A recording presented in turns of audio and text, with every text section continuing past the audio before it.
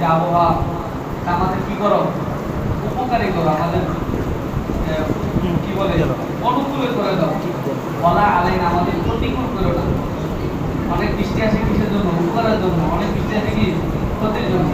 বৃষ্টি হইতে হইতে একটা মানে ক্ষতি, আবার বৃষ্টি হইল না, আমাদের গরমের সমস্যা।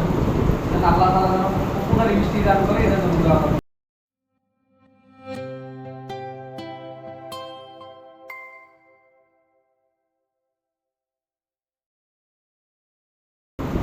গত সপ্তাহে 3টা কথা বলছিলাম, মনে আছে?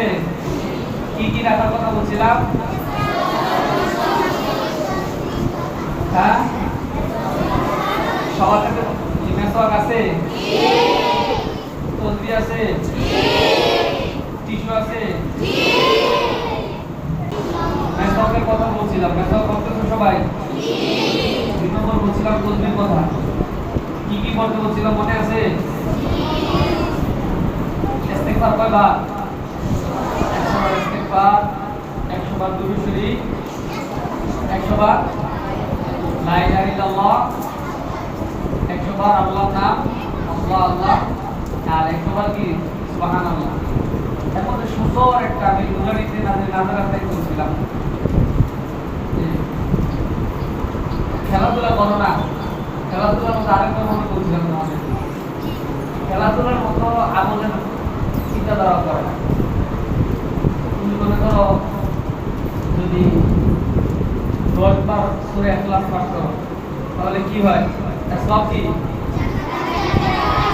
জান্নাতে একটা বাড়ি হয়। চিন্তা করো, একটা মানুষ একটা বাড়ি করার জন্য সারা জীবন কষ্ট করে, তাই না? আর জান্নাতের বাড়ি কি দুনিয়ার এই ইট দিয়ে বছর জিনিস দেয়া? হ্যাঁ, একটা স্বর্ণের একটা রূপা। চিন্তা করো তুমি 10 বার যদি সূরা ইখলাস পাঠ করো তোমার জন্য একটা জান্নাতে বাড়ি হয়ে যাবে। চিন্তা করছো? তুমি যদি এই চিন্তা রাখো প্রতিদিন যে আমি প্রতিদিন একটা করে বাড়ি করবো জান্নাতে, বেশি কঠিন? দুনিয়া একটা বাড়ি করতে হলে কত কষ্ট। দুনিয়া বাড়িতে কি থাকা যায়? দুনিয়া বাড়িতে চিরস্থায়ী থাকা যায়? কেউ 10 বছর থাকে, 20 বছর থাকে। বহু মানুষ এমন আছে, আমার এক আত্মীয়, বেশি আত্মীয় না, পরিচিত, অনেক কষ্ট করে বাড়ি করছে।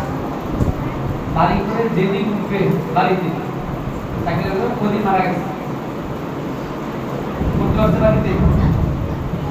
তো তোমার কষ্টের বাড়ি না উঠতে পারবে, কিন্তু জান্নাতে যদি বাড়ি হয় ওটা কি মিস আছে কারো?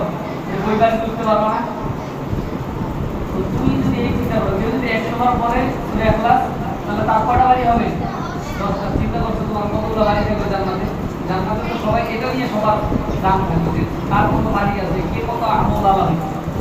জান্নাতে এই মর্যাদায় বেশি। তুমি যদি চিন্তা করো, মনে করো 5 জন মিলে বসলা, 5 জন মিলে বসে যদি বললা আমরা কি করি একটা জান্নাতে বাড়ি বানাই, তুমি 10 বার সূরা ইখলাস পড়লা। এবার বললা যে জান্নাতের বাড়িটাতে সাজার দরকার না, গাছ লাগে না, শুধু বাড়ি সুন্দর লাগে, পাশে গাছ লাগাই না। তুমি পারবে? তাহলে তুমি যদি 100 বার সুবহানাল্লাহ পড়ো, 100টা গাছ হয়ে যাবে, সুন্দর না? এই মজা করে যখন আমল করবা, মজা করে আমল করলে মনে তৃপ্তি পাওয়া যায়। তুমি চিন্তা করো, তুমি যদি এই চিন্তা করো আলহামদুলিল্লাহ আজকে সারাদিন আমি জান্নাতে 10টা বাড়ি বানাই, যে বাড়ির একটা ইটা দিয়ে সারা পৃথিবী যদি কিনা হয়, সারা পৃথিবীর চাইতে মূল্যবান এই বাড়িটা বাবা কথা বলে না। তো সারা দুনিয়া কিনা দেবে, শুধু সারা দুনিয়া। আল্লাহ ইয়াতে জান্নাতে যে পাপড়টা আছে না, পাপড়ের নিচের যে জায়গাটা আছে না, এই নিচের জায়গাটা দিয়েও, নিচের জায়গাটা যে মূল্য সারা পৃথিবীর এই মূল্য নেই। এই দেখো সুবহানাল্লাহ বলতে একটা জান্নাতে গাছ হয়ে গেছে। এই জন্য কমপক্ষে তোমার পকেটে একটা তসবিহ রাখো, মন চাইলো বৈশা একবার তুমি পড়লা, 10 বার সুবহানাল্লাহ বললা, 10টা 10 বার সূরা ইখলাস পড়লা, তোমার জন্য অনেক উপকার দেখো, অনেক উপকার দেখো। যেটা মনে করো তোমরা বন্ধুত্ব তখন বুঝতে পারো যে আসলে কত হয়। জান্নাতে কি একদিনই থাকবা? অনেক বড় জান্নাতে কি জান্নাতে এতবারে দিয়ে দিবে, জান্নাতে কি একদিনের লেগে একবারই কি সবসময় থাকতে মজা লাগে? নতুন নতুন বাড়ি তুলে মজা লাগে না? তোমার তো ওগুলো করে নিতে দুনিয়াতে, তাই না? দুনিয়াতে তোমার এটা কামাই নিতে হবে। এই জন্য যে কথা বললাম যে তোমাদের দ্বিতীয় কাজ হলো কি তসবি পড়া। সবাই ইনশাআল্লাহ এই কাজগুলো করবো, অত্যন্ত মাধ্যমে তোমার নেওয়া লাগবে না, তোমার নিজ থেকে আগ্রহী কাজগুলো করা দরকার। কত সময় বসে আসো আমাদের কাতারে, তখন বসে বসে পড়ো না, কয়েক বছর ক্লাস করো বা কয়েক বছর মহানাল্লাহ করো, তোমার উপকার হবে। আল্লাহ তাআলা বুঝার তৌফিক দান করুন।